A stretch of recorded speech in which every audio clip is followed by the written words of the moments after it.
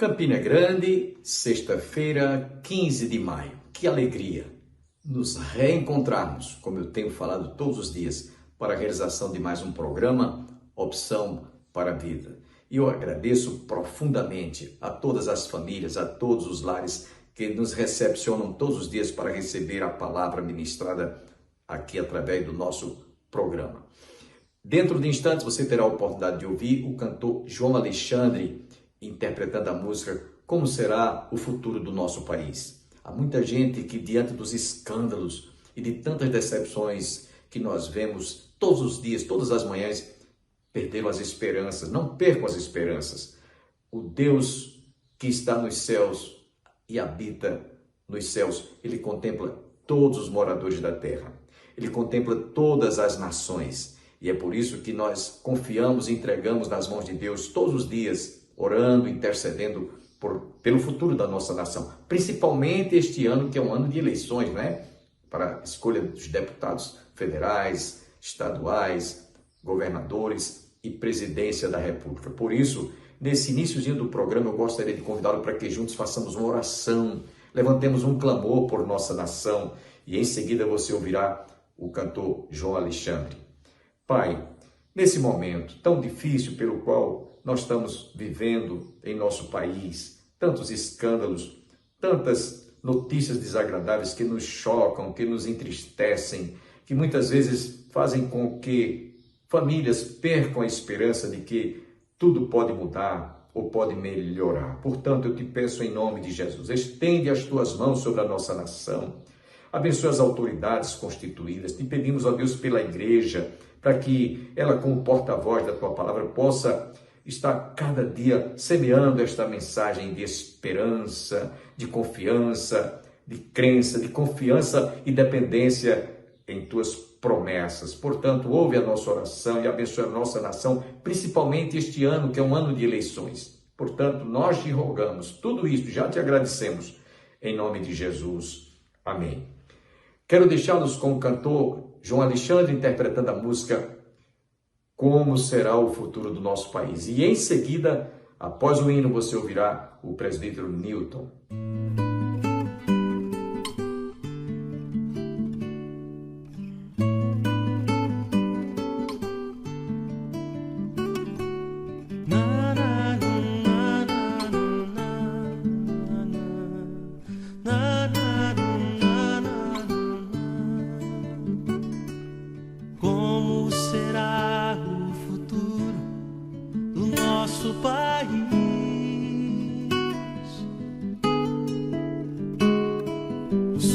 A pergunta no olhar e na alma do povo. Cada vez mais cresce a fome nas ruas, nos morros. Cada vez menos dinheiro para sobreviver.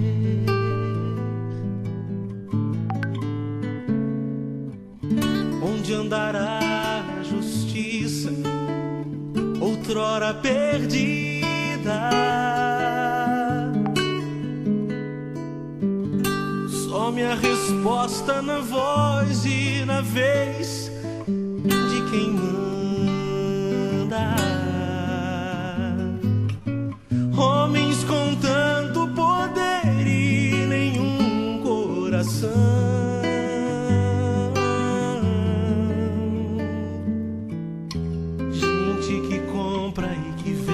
A moral da nação. Brasil, olha pra cima. Existe uma chance de ser novamente feliz, feliz. Brasil,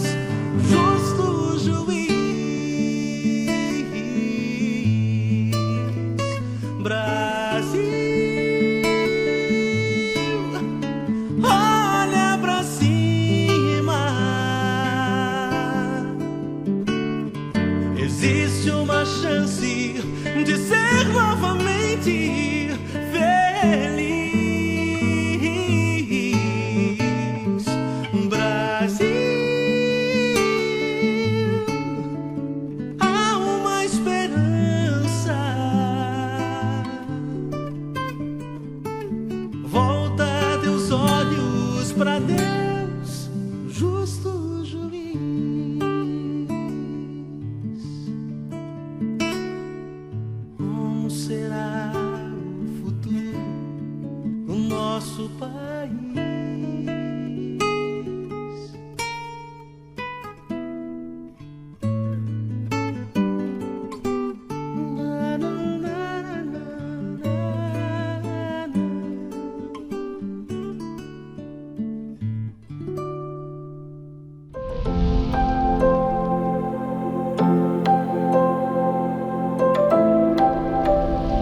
Perseverando unânimes todos os dias, aonde, irmãos? No templo, e partindo o pão em casa, comiam juntos com alegria e singeleza de coração. Talvez nessa noite você vai dizer: vou chamar fulano de tal para comer uma pizza comigo hoje. Mas, irmãos, a ideia aqui não é a comida que se come.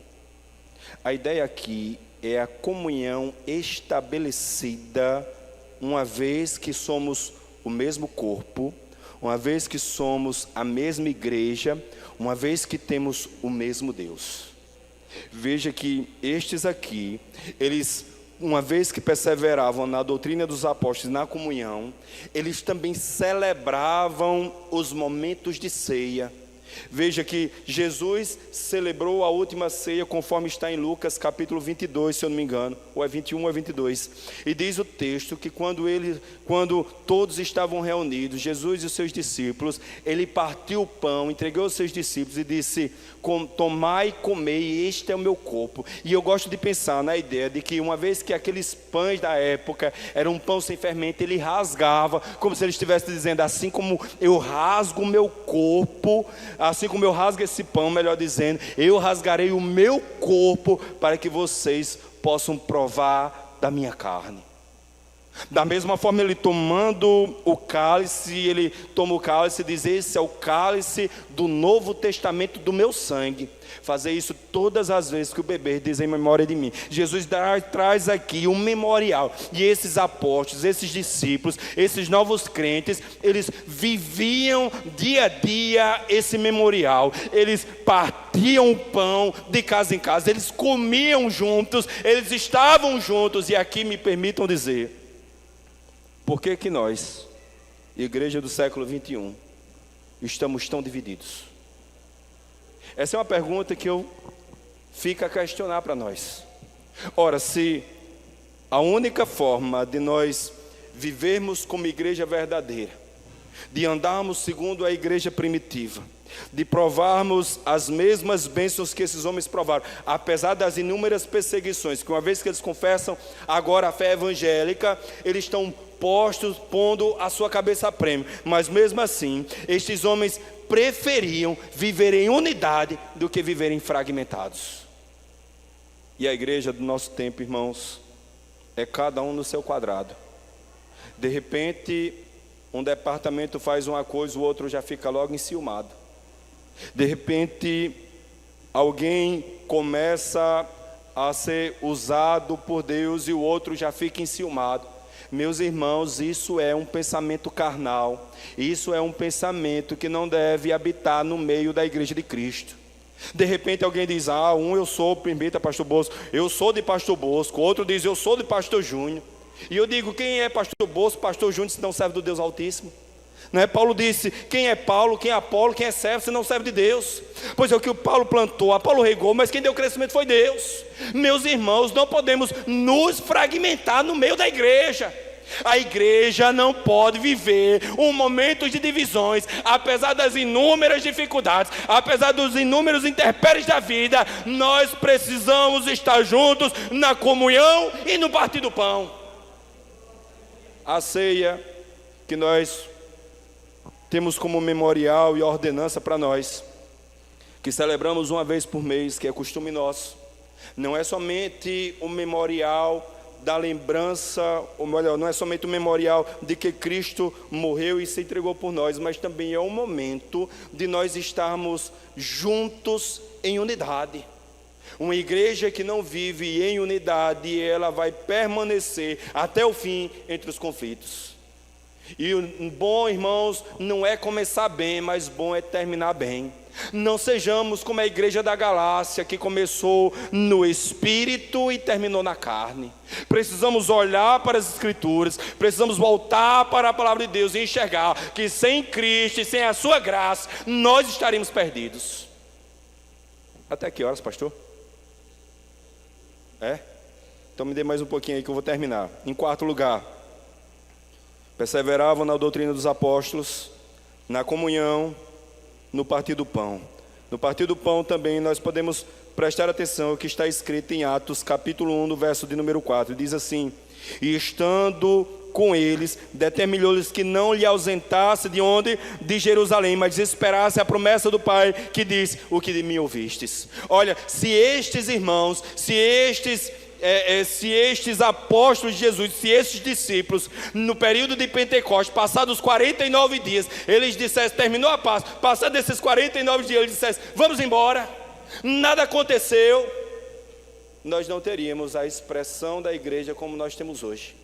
Mas por causa da sua obediência, porque eles, ouvindo aquilo que Jesus disse, dizendo que ficai em Jerusalém até que sejais revestidos, foi que o poder do Espírito Santo foi derramada no meio da igreja. Mais uma vez nós podemos demonstrar a comunhão entre esses irmãos, o mesmo sentimento, o mesmo pensamento, o mesmo Espírito atuando no meio da igreja. Me permitam dizer, irmãos, hoje parece que tem muitos espíritos rodeando no meio da igreja, quando na verdade o único espírito que deveria prevalecer era o Espírito de Deus.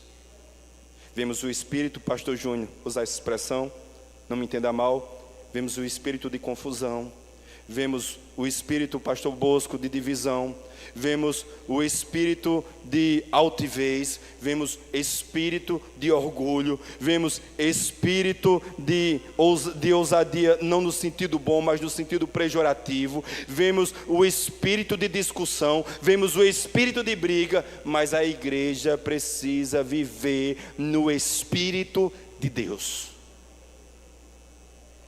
Ou nós nos voltamos para as Escrituras, irmãos, ou certamente nós nos perderemos no meio do caminho, nos tornaremos meros fariseus, frequentadores de igrejas, que nos reunimos na terça, na quinta, no domingo, entra mês, entra semana, passa mês, inicia-se um novo ano e nada acontece. Sabe por quê? Porque a igreja precisa andar no Espírito. Em primeiro lugar, eles andavam na doutrina, eles perseveravam na doutrina dos apóstolos, na comunhão, no partir do pão e, em último lugar, na oração. Olha o que diz o texto, verso de número 42 de novo. E perseveravam na doutrina dos apóstolos, e na comunhão, e no partir do pão, e nas orações. Olha o que diz o verso 43. Em cada alma havia o quê? Temor. E muitas maravilhas e sinais se faziam pelos apóstolos. Por que nós não vemos mais tantos sinais acontecendo, irmãos? Porque está faltando temor no meio da igreja. É o culto santo que deve ser restabelecido. Não podemos subir à casa de Deus para nos apresentarmos aos homens. Precisamos subir à igreja, estarmos em unidade uns com os outros, para cultuarmos ao Deus vivo, santo e glorioso. O salmista, no Salmo de número 111, no último versículo, ele vai dizer que o temor do Senhor é o princípio da sabedoria.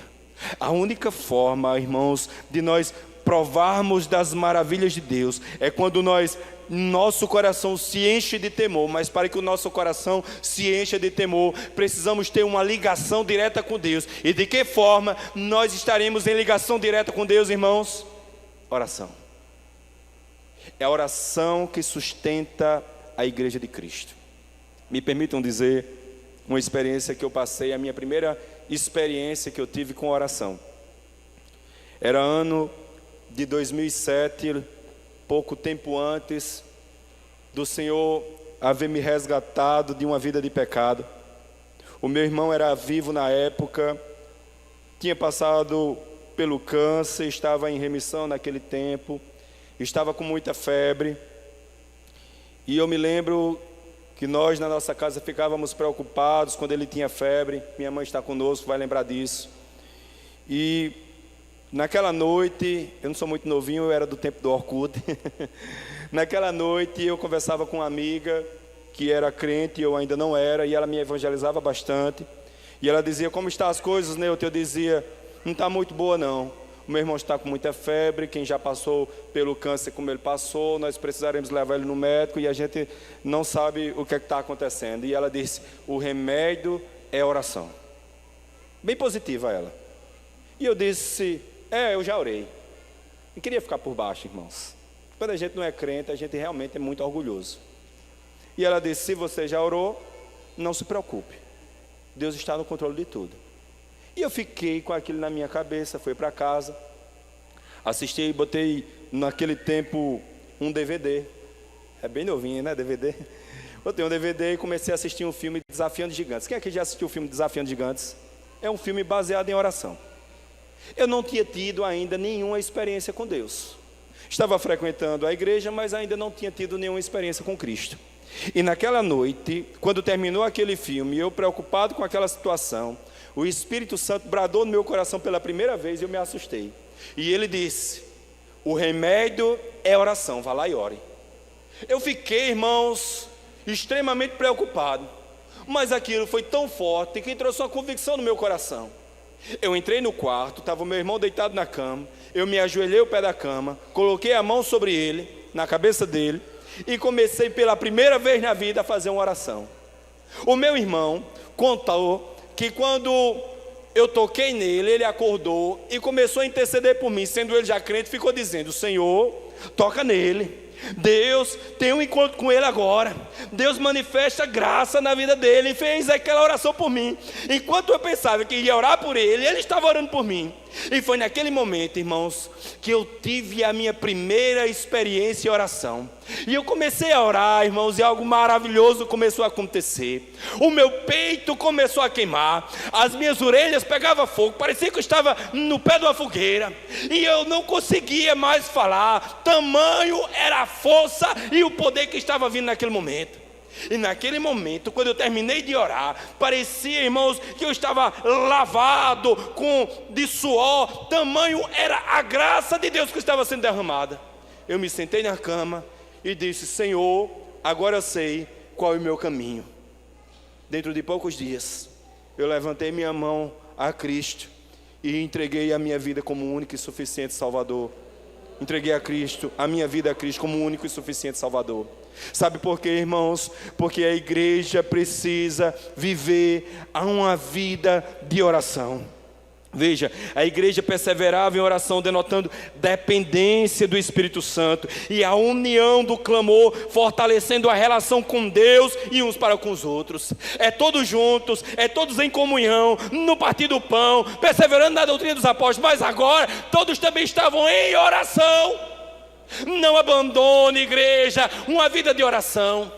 Nós podemos perceber que muitas igrejas deixaram os cultos de terça-feira, juntaram-se apenas num dia da semana, a terça e a quinta, porque na terça-feira ninguém vem mais para os cultos de oração. Mas nós precisamos nos voltar a uma vida de oração, para que possamos enxergar a bondade de Deus sobre as nossas vidas, para que o nosso coração se encha de temor, para que a graça de Deus seja abundante em nós e através de nós.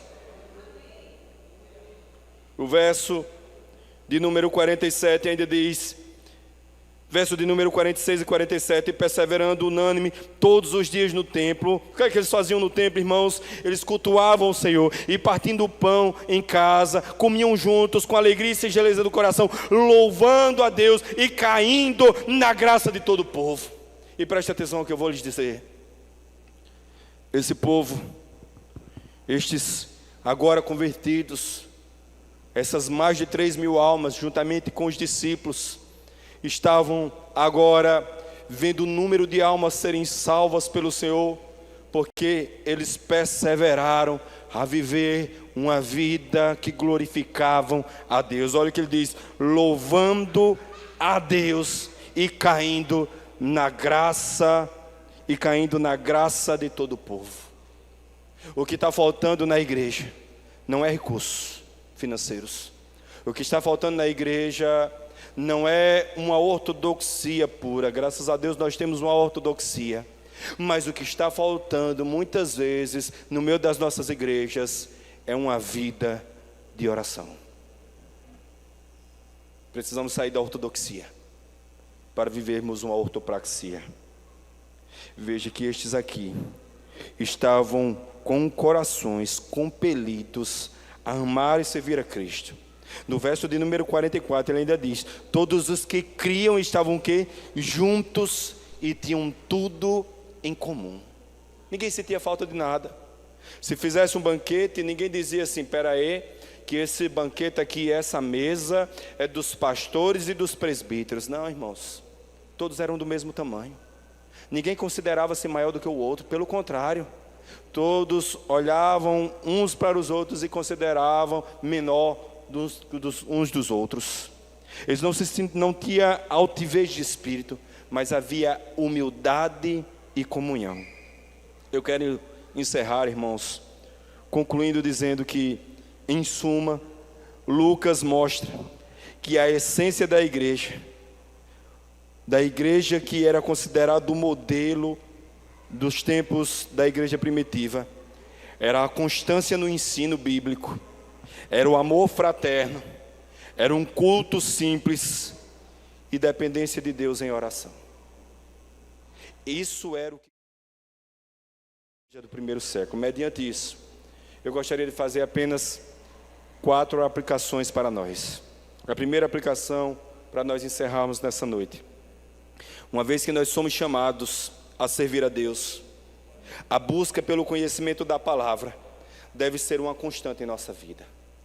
Parece, irmãos, que muitos de nós, abandonamos a palavra de Deus, nos enchemos e dizemos: mas eu já conheço o suficiente.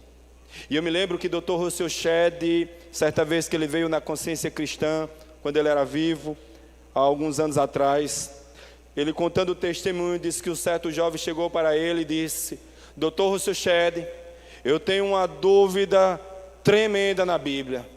Dr. Russell Shedd, um homem bastante conhecedor das Escrituras, comentarista bíblico, um homem exímio pregador, exímio conhecedor das Escrituras, olhou para aquele rapaz e disse: que maravilha, porque eu tenho várias dúvidas e você só tem uma.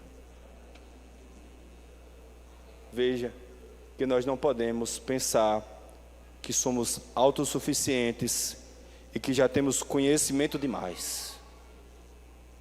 Não podemos abandonar uma ortodoxia pura. Em segundo lugar, a teoria deve vir junto com a vida prática. Caso contrário, seremos meros religiosos. Os fariseus, irmãos, tinham muita letra, tinham muito conhecimento. Eles conheciam a Torá, eles conheciam os 613 mandamentos, e ainda lhe acrescentava cada vez mais o jugo entre o povo.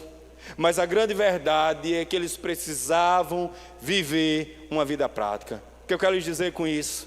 Não podemos viver um farisaísmo ortodoxo sem uma vida prática. Ser fariseu não era o problema da igreja no tempo de Jesus, não era o tempo do judaísmo no tempo de Jesus. O problema era a hipocrisia. Jesus não os condenou por ser conhecedores da lei, pelo contrário, Jesus olha para aqueles homens e diz: estão ouvindo o que eles pregam, faça tudo o que eles estão dizendo, porém não sejam como eles.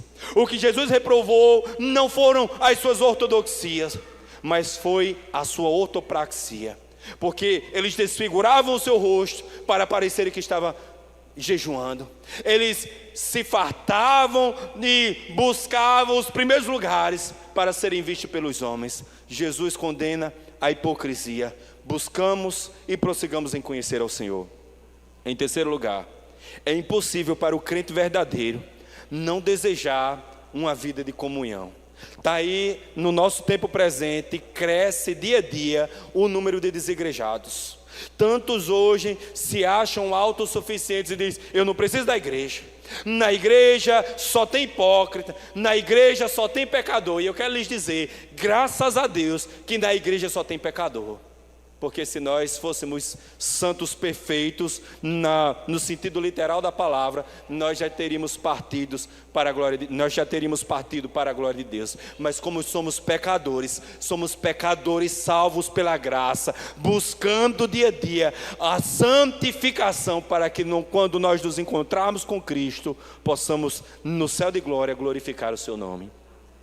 Em último lugar, para não tomar mais tempo dos irmãos, a oração deve ser uma constante ferramenta para que, em primeiro lugar, ter comunhão com Deus, e em segundo lugar, ver as manifestações do poder de Deus. Voltemos, pois, para os discípulos, voltemos, pois, para os apóstolos, no momento em que estavam para ser cheios do Espírito Santo, 49 dias buscando ao Senhor, celebrando o Pentecostes, mas no 50º dia, em unidade, em oração, em sentimento de adoração e de temor, o Senhor lhes encheu do Espírito Santo. Igreja, busque o enchimento de poder, busque o poder de Deus, a manifestação de Deus por meio da sua graça no nosso tempo. Os dons não eram para o passado apenas, os dons é para a igreja do tempo presente.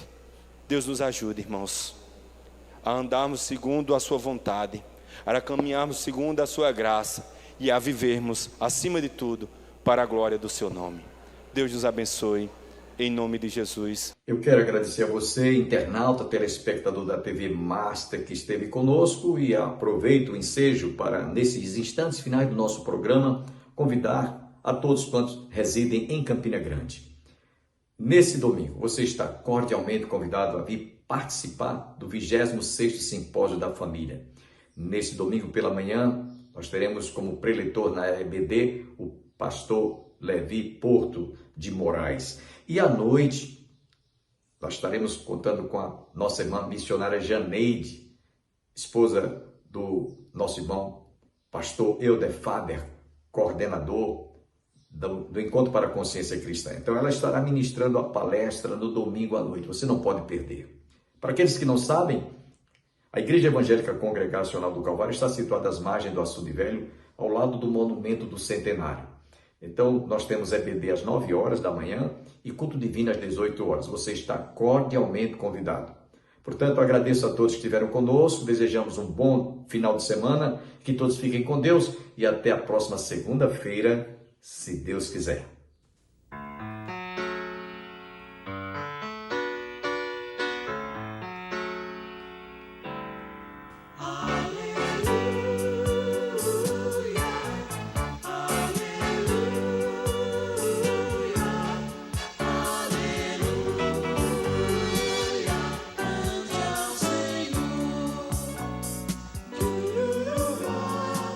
Olhe as montanhas e cante a Deus, aleluia. Olhe a flor e cante a Deus, aleluia. Aleluia. Olhe o azul do lindo céu e cante glória ao grande Deus. Louvai, louvai, louvai, louvai a Deus, aleluia, aleluia, aleluia, cante ao Senhor. Olhe suas mãos e cante a Deus, aleluia. Olhe seus pés e cante a Deus, aleluia. Olhe também o seu irmão e cante a Deus uma canção. Louvai, louvai, louvai, louvai a Deus, aleluia, aleluia, aleluia,